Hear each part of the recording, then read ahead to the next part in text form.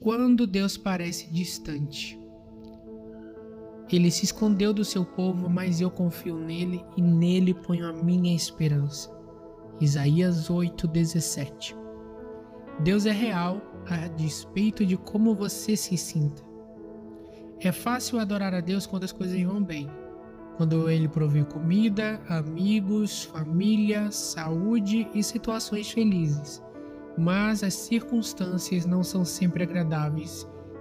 E como então você irá adorar a Deus? O que você faz quando Deus parece estar a milhões de quilômetros? A mais profunda adoração é louvar a Deus a despeito da dor, dar graças durante a provação, manter-se a confiança nele em meio à tentação, render-se a ele durante um sofrimento e amá-lo quando ele parece distante.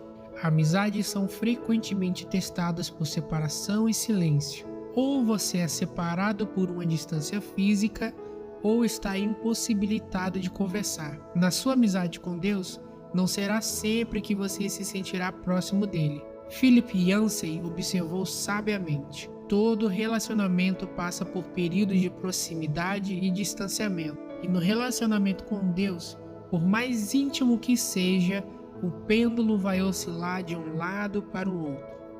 É aí que a adoração fica difícil. Para amadurecer a amizade, Deus irá testá-la com períodos de aparente separação. Épocas em que se tem o sentimento de que Deus nos abandonou ou esqueceu. Tem-se a impressão de que Deus está a quilômetros de distância. João da Cruz se referiu a esses dias de seca espiritual, dúvida e distanciamento de Deus como a noite escura da alma. Henry Nouwen chamou-os de o ministério da ausência. A. W. Tozer chamou-os de ministério da noite. Outros mencionam como o inverno do coração. Com exceção de Jesus, Davi foi provavelmente quem teve uma amizade mais íntima com Deus do que qualquer outra pessoa. Deus teve prazer em chamá-lo de um homem segundo o meu coração. Apesar disso, Davi frequentemente reclamava da aparente ausência de Deus. Por que, Senhor, tu permaneces afastado na hora do sofrimento? Por que te escondes de mim? Por que me abandonastes? Por que estás longe de salvar-me, tão longe dos meus gritos de angústia? Por que me rejeitaste? É óbvio que Deus não abandonou realmente Davi, assim como não abandona você. Ele prometeu várias vezes: eu jamais o abandonarei ou rejeitarei. Mas Deus não prometeu: você sempre sentirá a minha presença. Aliás, Deus reconhece que algumas vezes esconde a sua face de nós. Existem momentos em que Ele parece estar desaparecido da nossa vida sem deixar pistas. Floyd McClung descreve o que acontece. Certo dia você acorda e percebe que todas as suas sensações de comunhão espiritual se foram. Você ora, mas nada acontece. Você repreende o diabo, mas isso não muda nada. Você faz exercícios espirituais. Seus amigos oram por você. Você confessa cada pecado que consegue imaginar e então sai por aí pedindo perdão a todos que conhece. Você jejua e nada ainda. Você começa a se perguntar quanto tempo essa depressão espiritual irá durar. Dias? Semanas? Meses? Será que ela vai acabar? Você tem a impressão de que suas orações simplesmente batem no teto e voltam. Em absoluto desespero você grita: qual o meu problema? A verdade é que não há nada de errado com você. Trata-se de uma parte normal da provação e amadurecimento da sua amizade com Deus. Todo cristão passa por isso ao menos uma vez, e normalmente várias vezes. É doloroso e perturbador, mas absolutamente vital para o desenvolvimento de sua fé. Ter conhecimento disso deu esperança a Jó quando ele não podia sentir a presença de Deus em sua vida. Ele falou: se vou para o Oriente, lá ele não está. Se vou para o Ocidente, não o encontro. Quando ele está em ação no Norte, não o enxergo. Quando vai para o Sul, nem sombra dele eu vejo. Mas ele conhece o caminho por onde ando. Se me puser à prova, aparecerei como o ouro. Quando Deus parece distante, você pode pensar que ele está zangado ou está punindo de algum pecado. E na verdade o pecado realmente o desliga de uma amizade íntima com Deus. Nós entristecemos o Espírito de Deus e sufocamos nossa amizade com Ele ao desobedecer, entrar em conflito com outras pessoas, nos ocupar ou ter amizade com o mundo, além de outros pecados. Mas frequentemente esse sentimento de abandono e afastamento de Deus não tem nenhuma relação com o pecado. É um teste de fé que todos devemos se enfrentar. Será que você continuará a amar, confiar, obedecer e adorar a Deus, mesmo quando não sente a sua presença, nem há evidência visível de ação divina em sua vida? Nos dias de hoje, o erro mais comum que os cristãos cometem ao adorar é buscar uma experiência em vez de buscar a Deus. Eles buscam sensações e, se elas ocorrem, concluem que foram bem-sucedidas em adorar. E errado. Na realidade, Deus em geral afasta as nossas sensações para não dependermos dela. Buscar uma sensação, mesmo uma sensação de proximidade com Cristo, não é adoração. Quando você é um cristão novo, Deus lhe dá muitas emoções comprobatórias e frequentemente responde às orações mais imaturas e egoístas. Tudo para que você saiba que Ele existe. Mas à medida que você cresce na fé, Ele irá emancipá-lo dessa dependência. A onipresença de Deus e a manifestação de sua presença são coisas diferentes. Uma é um fato, a outra é frequentemente uma sensação. Deus está sempre presente mesmo que você não perceba sua presença, e sua presença é muito profunda para ser medida por uma mera emoção. Sim, Ele quer que você sinta sua presença, porém Ele está mais interessado que você confie e não tanto que o sinta. Fé e não sentimentos agrada a Deus. As situações que mais põem à prova sua fé são aquelas em que sua vida desanda e Deus não pode ser achado. Isso aconteceu com Jó. Em um único dia ele perdeu tudo: sua família, seus negócios, sua saúde e tudo o que ele possuía. E, o que é pior, ao longo de 37 capítulos Deus não disse nada. Como louvar a Deus quando você não compreende o que está acontecendo em sua vida e Deus está em silêncio? Como permanecer em comunhão em meio a uma crise e sem nenhum contato? Como manter os olhos em Jesus quando eles estão cheios de lágrimas? Você faz o que fez Jó. Então prostrou-se, rosto em terra, em adoração, e disse: Saí nu do ventre da minha mãe, e nu partirei. O Senhor o deu, o Senhor o levou. Louvado seja o nome do Senhor. Diga a Deus exatamente como você se sente. Derrame seu coração perante Ele, descarregue todos os seus sentimentos. Jó fez isso quando disse: Por isso não posso ficar calado. Estou aflito, tenho de falar, preciso me queixar, pois o meu coração está cheio de amargura.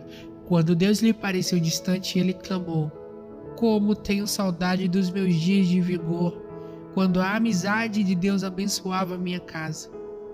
Deus pode lidar com as suas incertezas, sua raiva, seu sofrimento, sua confusão e suas indagações. Você sabia que admitir seu desespero para Deus pode dar uma declaração de fé?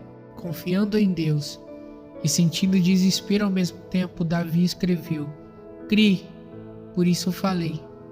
Estou completamente arruinado. Isso parece uma contradição. Confiar em Deus, mas se sentir destruído. A franqueza de Davi, na verdade, revela uma profunda fé. Primeiro, ele acreditava em Deus. Segundo, ele acreditava que Deus ouviria sua oração. Terceiro, ele acreditava que Deus o deixaria dizer como se sentia e ainda assim o amaria. Concentre-se em quem Deus é, sua natureza imutável. Independente das circunstâncias e de como você se sente, apegue-se ao caráter imutável de Deus. Lembre-se daquilo que é eternamente verdadeiro a respeito de Deus. Ele é bom, Ele me ama, Ele está comigo, sabe por que coisas estou passando, Ele se importa e tem um bom plano para a minha vida. V. Raymond Edman disse: nunca duvide na escuridão do que Deus lhe disse na luz. Quando a vida de Jó se desfez e Deus permaneceu em silêncio, Jó ainda achou os seguintes motivos para louvar a Deus. Ele é bom e amoroso. Ele é todo-poderoso. Ele repara em cada detalhe da minha vida. Ele está no controle. Ele tem um plano para a minha vida. Ele vai me salvar. Confie que Deus cumprirá suas promessas. Em tempos de seca espiritual, você deve confiar pacientemente nas promessas de Deus e não nas emoções.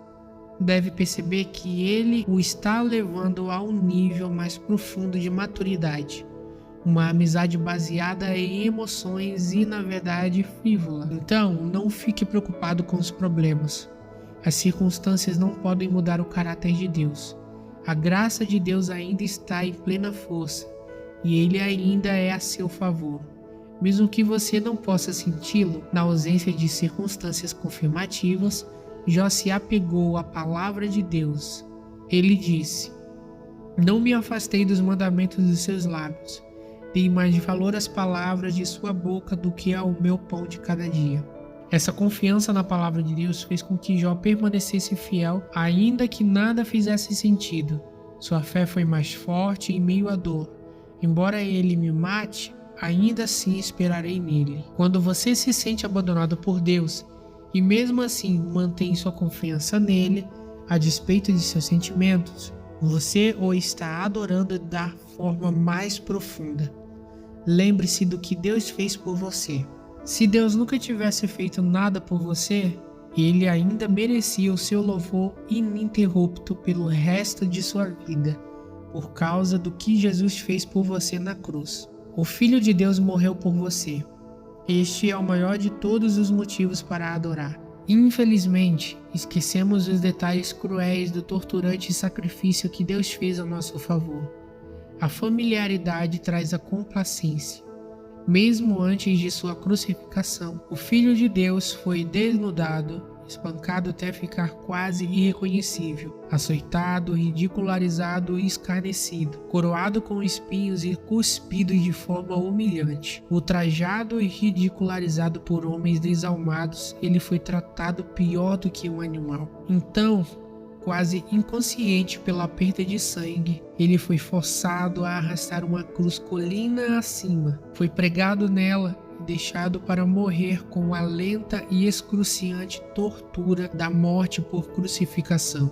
Enquanto seu sangue escorria, escarnecedores ficavam ao seu redor e gritavam insultos, desafiando a sua afirmação de que era Deus. Em seguida, como Jesus assumiu em si mesmo a culpa pelos pecados de toda a humanidade, Deus desviou os olhos daquela horrível visão e Jesus gritou em total desespero: meu Deus, por que me abandonaste? Jesus poderia ter se salvado, mas então não poderia salvar você.